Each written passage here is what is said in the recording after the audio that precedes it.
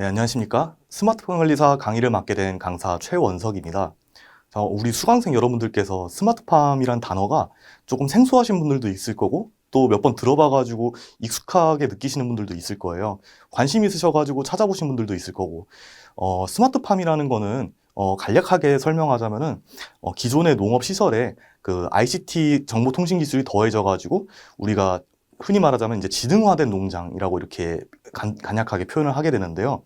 오늘 1강에서 알아보게 될 것은 이 농업, 스마트팜 이전에 농업은 인류가 어떻게 함께 발전을 해왔으며 이 농업에 어떻게 ICT가 더해져서 스마트팜까지 오게 되었는지 이거에 대해서 간략하게 오늘 좀 배워보고자 합니다.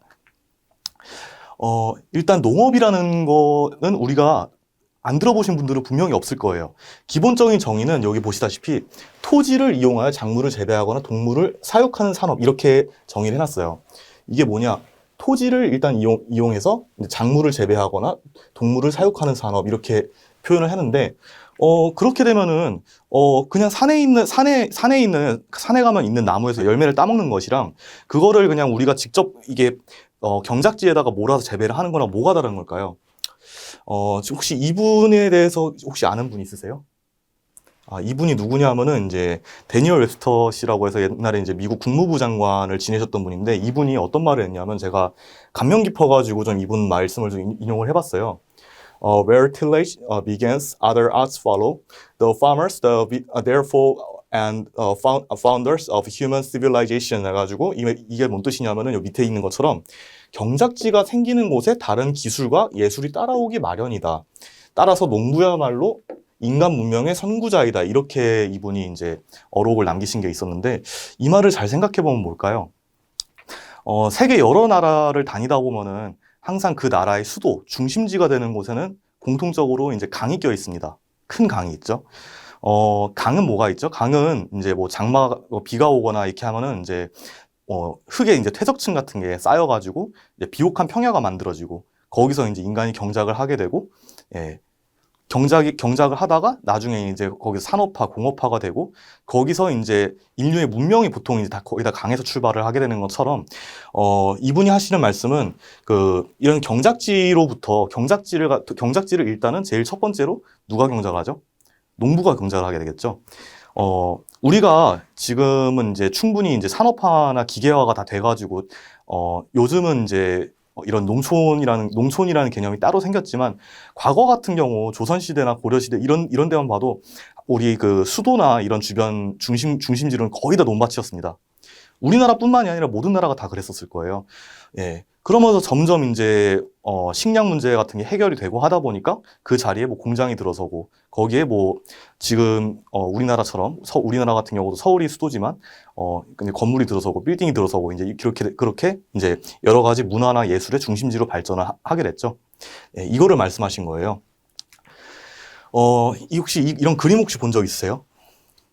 네, 이게 뭐냐면은 이제 이집트 고대 벽화랑 이제 보면은 지금 여기서는 이게 지금 소죠. 그 다음에 여기 지금 나무 열매가 막 달려 있죠. 네. 과거에는 우리가 한 5천 년 전만 해도 농업 이전에는 뭐였을까요, 보통? 지금 이 그림이랑 좀 다른 거를 좀 살펴보자면은 여기는 지금 딱 주어진 환경 안에서 지금 경작을 하고 있죠. 여러 명이 모여가지고. 근데 이거는 뭐예요? 일단 농업 이전에 인류는 이제 수렵, 채집, 이렇게 이제 시작을 했어요. 보통, 우리가 선사시대 운집을 생각하시면은, 예, 주어진 경작지가 따로 있거나 이런 게 아니라 산에 있는 뭐 열매나 아니면은 이제 들판에 있는 동물을 사냥하면서 그렇게 이제 식량을 만들어 왔죠. 근데 그러다가 어떻게 이렇게 인류가 이 집단화를 이루면서 이제 집이 생기고 이렇게 여러 명이서, 이렇게 같이 경작을 하고 이렇게 된 이유가 있었을 것 같은데 그게 뭐였을까요? 네, 지금 여기서도 보시면은 여기 잘 보이실지 모르겠는데 아마 이 사람이 왕 같죠? 일 안 하고 있으니까. 예, 여기 보시면은 이제 이분들이 좀 신분이 좀 낮은 것 같고, 예, 건물도 이렇게 있고 다 이렇게 주어진 경작지가 아예 있고, 예, 여기서 이제 식량을 직접적으로 생산하고 이제 수렵에서 농업으로 넘어오게 된 이유에 대해서 제가 다음 페이지에 설명을 드릴 건데요. 자, 기존 수렵에서 얻는 자원에 대해 인구가 증가했어요. 수렵에서 일단 우리가 뭐 사람도 마찬가지고 어떠한 동물들도 마찬가지인 게 환경이 좋아지면 어때요? 예. 우리나라 같은 경우는 지금 이제 인구 감소가 큰 문제가 되고 있지만, 소득 수준 같은 게 점점 올라가면서 어느 정도 식량 문제 같은 게 해결이 되면은 이제 인구가 폭발적으로 증가를 하죠. 지금도 우리나라는 아니고 이제 인도나 중국 같은 경우 보시면 인구수가 10억이 넘어가잖아요. 전 세계에서 이제 우리나라 같은 경우는 토질이 조금 척박한 편이지만 중국이나 인도 이런 데 보면은 기후도 되게 온난하다 보니까 농사가 잘 되다 보니까 네.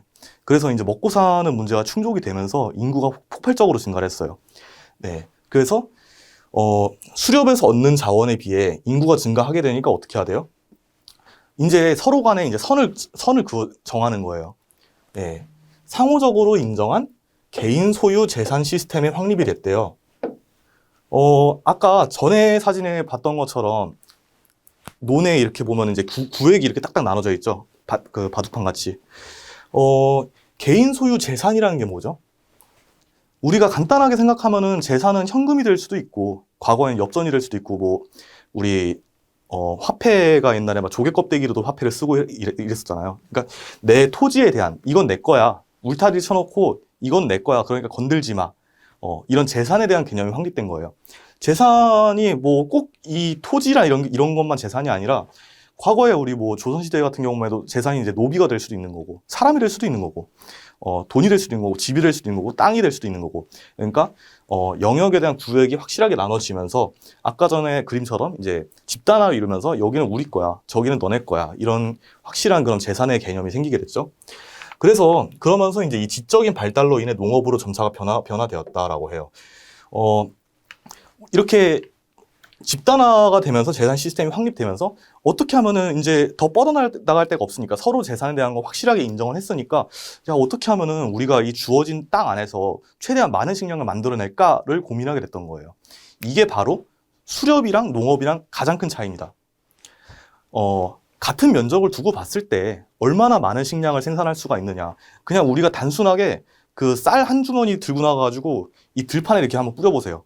그거랑 그렇지 않고 이제 육묘장에서 벼를 이렇게 싹 육묘해가지고 이항기 가지고 심든지 이게 적절한 구획을 나눠가지고 우리가 모내기를 한다 생각을 해보세요. 어떤 게 더 생산량이 더 좋을까요? 어느 게 더 수확하기가 더 편할까요? 우리가 그냥 단순하게 그냥 벼를 막 그냥 이렇게 뿌려버리게 되면은 여기 조금 나고 저기 조금 나고 이게 균일해지지가 않고 그러다 보니까 수확할 때도 이렇게 띄엄띄엄 수확하고 하다 보니까 이 아까 전 그 그림처럼 이런 구획 같은 거 구획 안에서 여기는 이것만 키울 거야 저기는 저것만 키울 거야 이렇게 이거 뭐 벼에서 나온 부산물은 동물 사료로 줄 거야 이렇게 계획을 하고 생산을 하게 되면서 네 농업이라는 걸로 점차 변화하게 된 거예요 기존 수렵에서. 자, 그러면은 이 스마트팜이라는 단어가 되게 어렵게 들렸을지도 모르는데 스마트팜 또한 농업인데 기존의 농업과 스마트팜은 뭐가 다른 걸까요? 제가 아까 처음 시작할 때 그 ICT 얘기를 잠깐 했죠. 지능화된 농장이라고 이야기를 했죠. 여러분들 다들 스마트폰 안 쓰시는 분들 계시나요? 없으시죠? 저 같은 경우는 솔직히 이게 스마트폰을 쓰긴 하지만, 예. 스마트폰이랑 기존 핸드폰이랑 차이가 뭐죠? 스마트폰 가지고 요즘 못하는 일이 없죠. 네. 저 같은 경우도 해외 출장이 좀 많아가지고, 이 스마트폰, 핸드폰 가지고 이제 파워포인트도 만들고, 엑셀 작업도 할 수 있고, 되게 다양한 기능들이 많이 심어져 있는데, 농업에서 팜에다가 스마트를 더하면 뭐가 되냐? 일단, 기존의 농업에, 기존의 시설에 정보통신 ICT 기술을 접목해 지능화된 농장이라고 여긴 정의를 해놨어요. 그러니까 ICT가 뭐죠? 되게 말이 어렵게 들리죠. ICT, 막 유비쿼터스, 막 이렇게 되게 어렵게 보이는데 여기 밑에 설명을 해놨어요. ICT는 Information and Communications Technologies 이렇게 해가지고 Information이 뭐죠?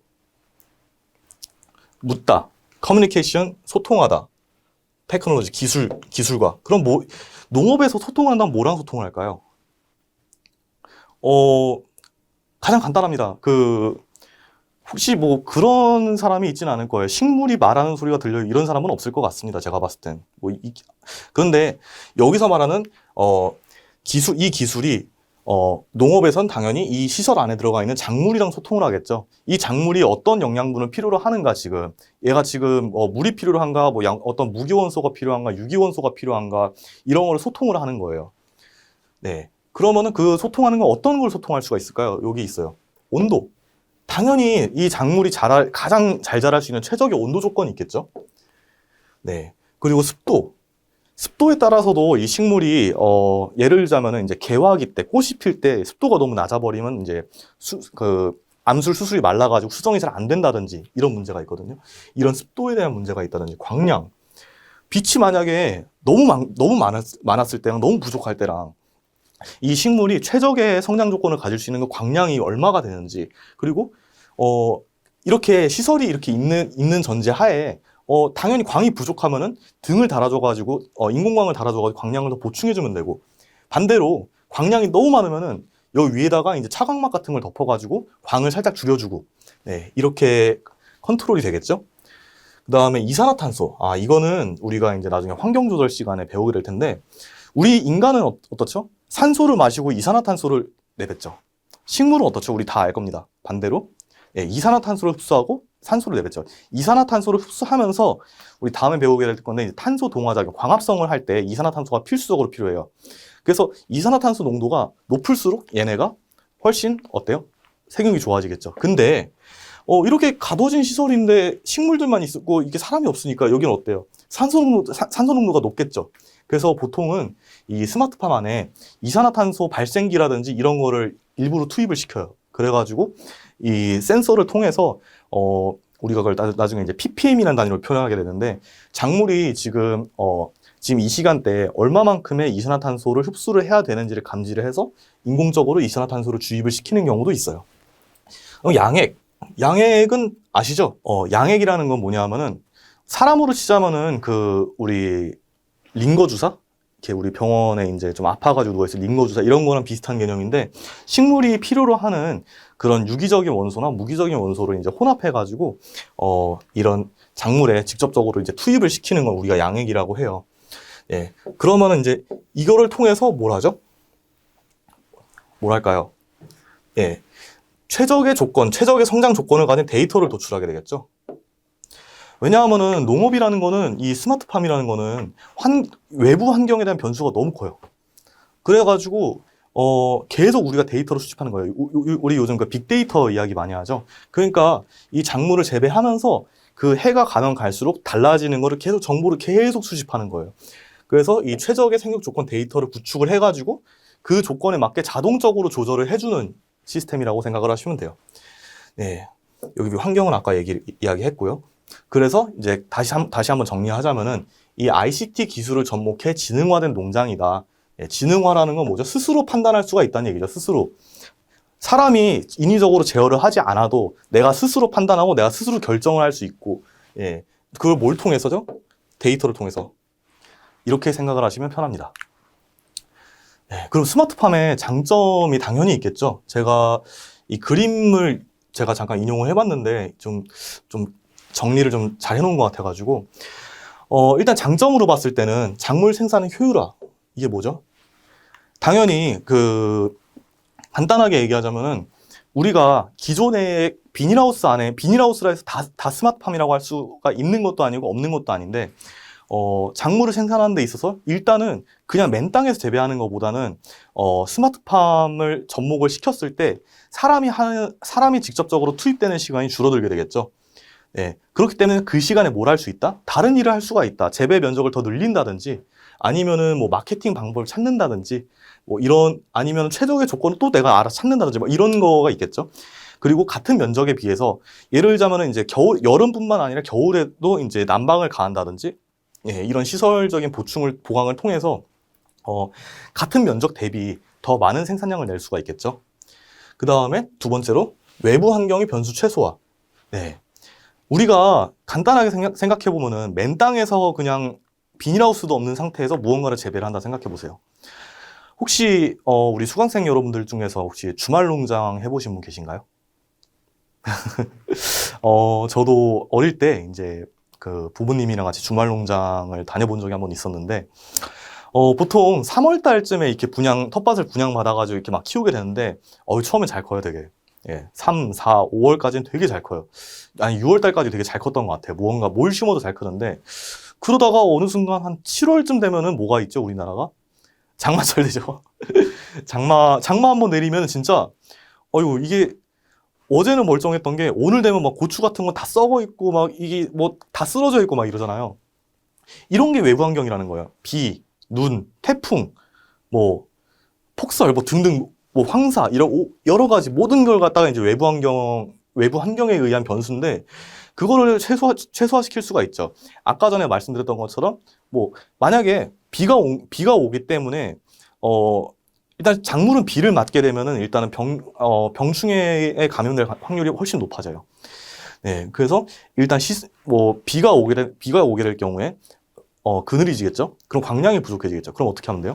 인공적으로 보강을 통해서 이 작물의 생육을 더 도와준다든지 이런 경우가 있을 수도 있고 반대로 일단 뭐 온도가 너무 저온이라든지 아니면 고온이라든지 뭐 서리가 내린다든지 할 때 난방을 통해 가지고 아니면 냉방을 통해 가지고 그 하우스 안에 시설 안에 온도를 조절할 수도 있는 거고요. 등등 여러 가지가 있겠죠. 네. 그렇기 때문에 노동력과 생산성이 향상된다. 이건 굉장히 그냥 당연한 이야기죠. 원래 과거랑은 다르게 한 사람이 경작할 수 있는 재배 면적이 달라지겠죠, 당연히. 과거에는 한 명이 이 하우스 300평 정도도 관리하는 것도 힘들었었는데 지금 같은 경우도 우리가 농업에 이 스마트팜이 좀 도입이 되기 시작하면서 1인당 관리 면적이라고 이야기를 하는데 이게 훨씬 늘어났어요. 대략 한 1000평 정도? 이게 거의 한 15년 정도 사이에 한 3배 정도 늘어났다고 보시면 되는데, 네. 당연히 그러니까 이제 생산성이 향상이 됐겠죠. 네. 그 다음에 생산품의 품질 향상. 이게 뭐냐면은 작물에 이제 최적의 환경을 제공을 해 줌으로써, 우리가 얻고자 하는 그런 작물의 최상의 상태가 나오게 되겠죠. 그 다음에 이제 재배 작물 품목의 증가. 품목이 뭐죠? 혹시 그런 기사 봤나요? 우리나라에서도 이제 뭐 애플망고 아니면 파인애플, 바나나가 자란다. 네, 마찬가지입니다. 이게 재배할 수 있는 작물의 폭이 훨씬 더 넓어진 거예요, 스펙트럼이. 과거에는 우리가 우리나라에서 열대작물을 재배한다는 건 상상도 못했죠. 근데 지금은 어때요? 당연히 환경 조절이 되니까. 반대로 만약에 저기 필리핀에 있는 바나나나무 한 그루를 갖다가 그냥 아무런 처리 없이 그냥 우리나라 저 논밭에다 심어놓는다 생각해 보세요. 그럼 어떻게 되죠? 나중에 우리가 그 냉해라고 있는데 한 11월쯤 돼서 설이 내리기 시작하면 싹 다 죽어버리죠. 근데 이 스마트팜을 활용을 하게 된다면은 이제 그런 환경 제어, 이제 보온이라든지 가온 장치를 통해 가지고 그 안에서도 하우스 안에서도 이제 연중으로 이제 열대작물이 생산이 될 수 있는 그런 시스템 체계를 구축을 할 수가 있겠죠. 그다음에 이제 가장 요즘 중요한 이슈로 떠오르고 있는 작물의 안전성 향상. 안전성이 뭐예요?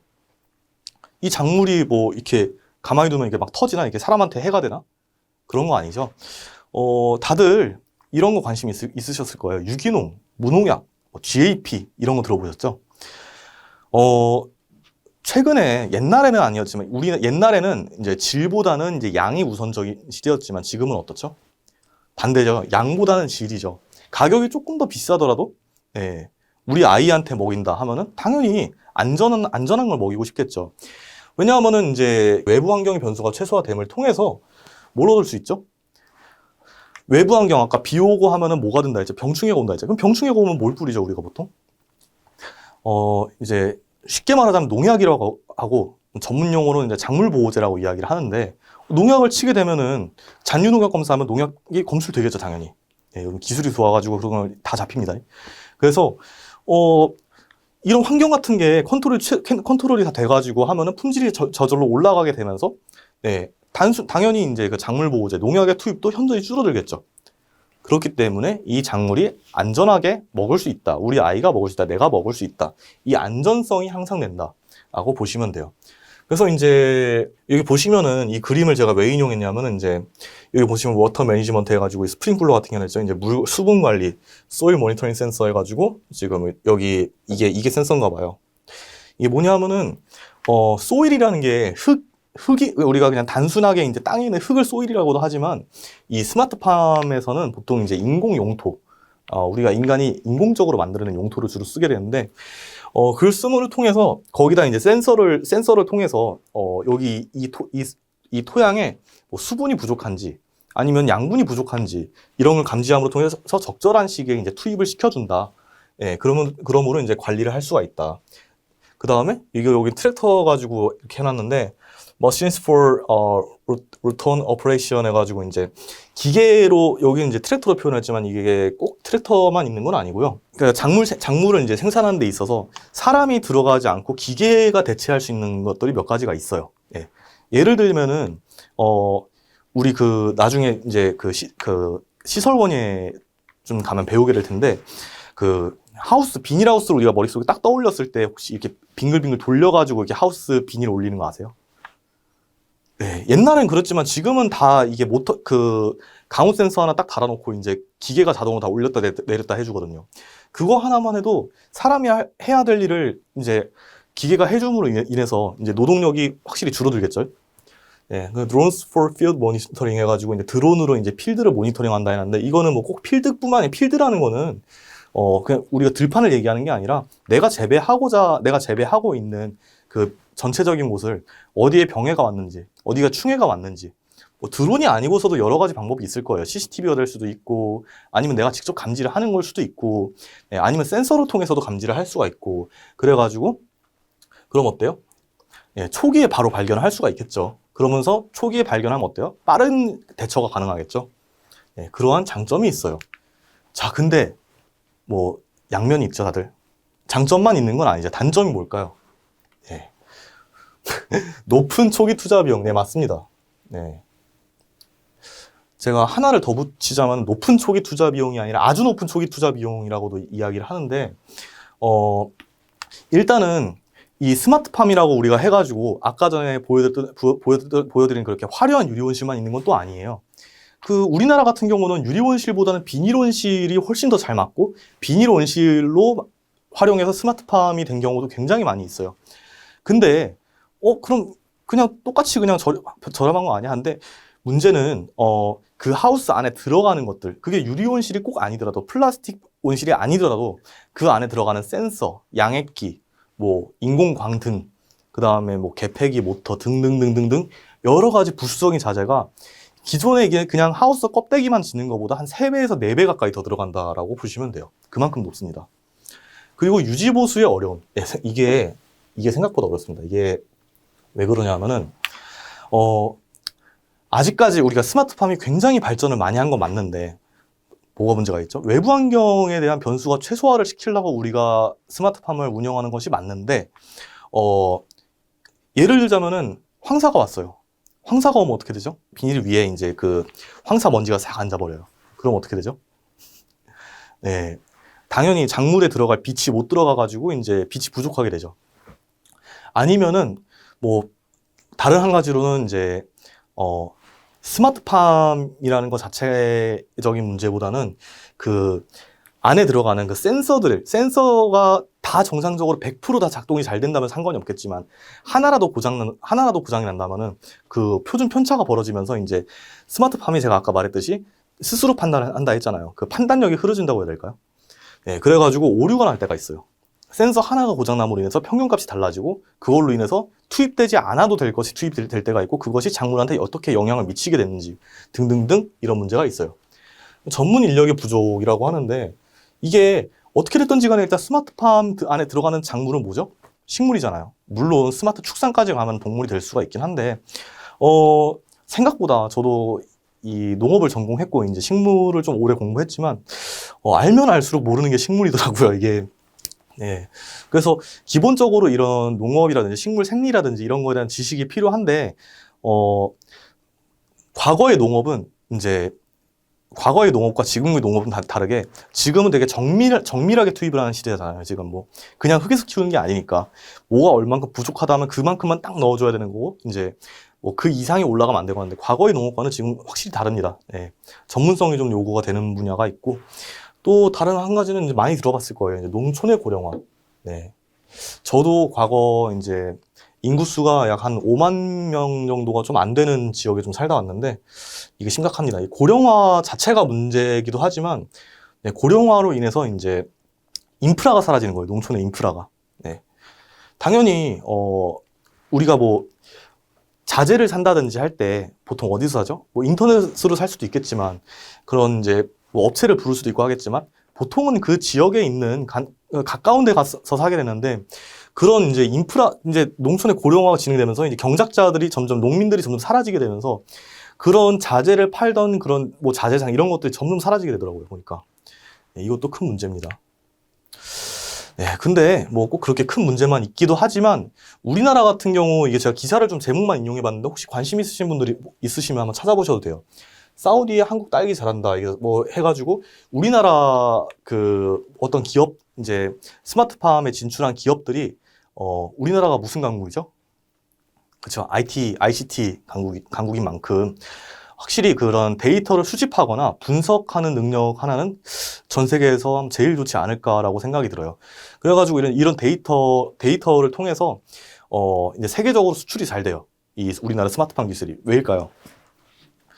우리나라의 자랑이라고 제가 어릴 때 교과서로 배웠는데 우리나라의 가장 큰 특징은 뚜렷한 사계절이 있죠.